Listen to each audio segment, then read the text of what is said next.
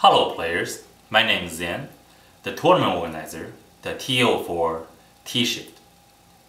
Today I would like to talk about terrain, more specifically terrain which I will be using for the upcoming 40K event, the TSHFT Championship I'm running in November, and TSHFT Open coming up this January.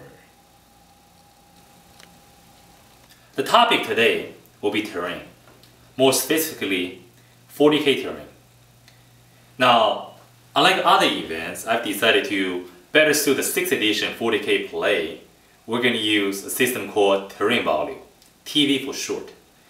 Each piece of terrain on this table is assigned a different or similar terrain value. And my goal is to have 18 total terrain value for the upcoming November event. And in the future, 24.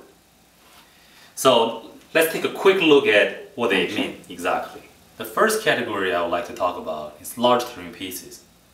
Each of these terrain pieces generally are either 12 by 12 or 12 by 14 or anything larger. They are assigned a TV value of 5 TV. This room, for example, this forest or this hill, each of these is a good representation of a large terrain piece. And here I have two upcoming terrain pieces in work, so you can see roughly what you're looking at. The next category I like to cover are our medium terrain pieces or minor terrain pieces, as I post on my blog. These terrain pieces are generally 8 by 10s or 6 by 8s or somewhere in between. And they are assigned a TV value of 3 or 2. Now, these two pieces on my right, they'll be assigned a TV of 2 because they aren't that big. They are 6 by 8s.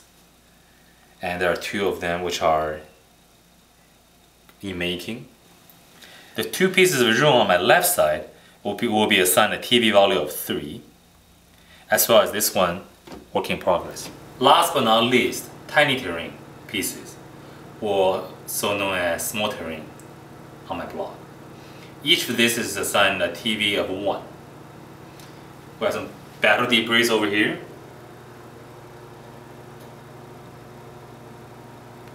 A hill,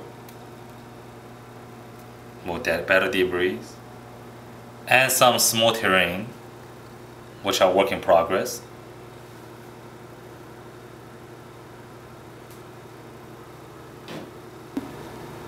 Now I'm going to give you an example of how terrain interacts with fortifications. Just like terrain, each fortification it is assigned a specific TV as well. You can find the detail on my blog. Now, keep in mind, I'm only experimenting with them right now. So after this current TSHFT, the value might change. So I would suggest you keep checking back on the blog for an update. Okay, I have a set of Aegis defense line here. This I consider 3 TV for the upcoming tournament. Now, a player must remove at least 3 TV from his side of the deployment zone, more if you would like to. But why? So I'm removing 2 pieces of terrain from here, which is a grand total of 3.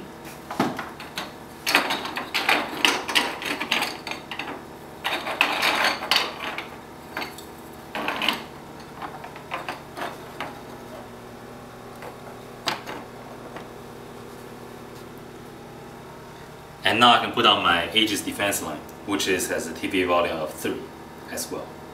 Now if I wish, I can remove 1 extra piece of terrain. That won't help me much, but I can.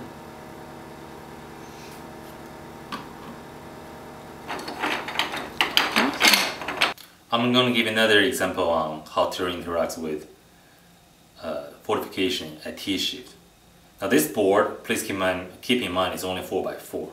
I'm not using the other side of the board for gaming table yet. But this can be a rough picture of what you're looking at TSHFT, probably more at the event. So, I would like to put on a Valkyrie landing pad on my side of the deployment zone, on my half the table. However, it is valued at 5 TV. Even if I remove this terrain piece, which is 2, this last terrain piece is 1 and 1, that's only 4. I cannot do that. In order for me to do it, I must remove this large terrain piece, which is 5 TV, Only then would I have enough volume to replace it with a Walker landing pad.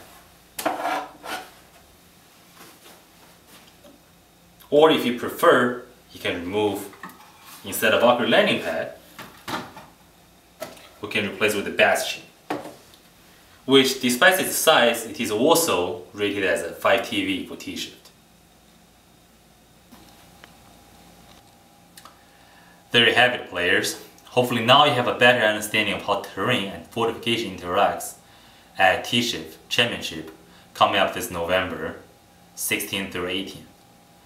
Now, if you still have questions, feel free to post them on blockhammer.net under the topic T-shift terrain, or Facebook/T-shift, spelled TSHFT.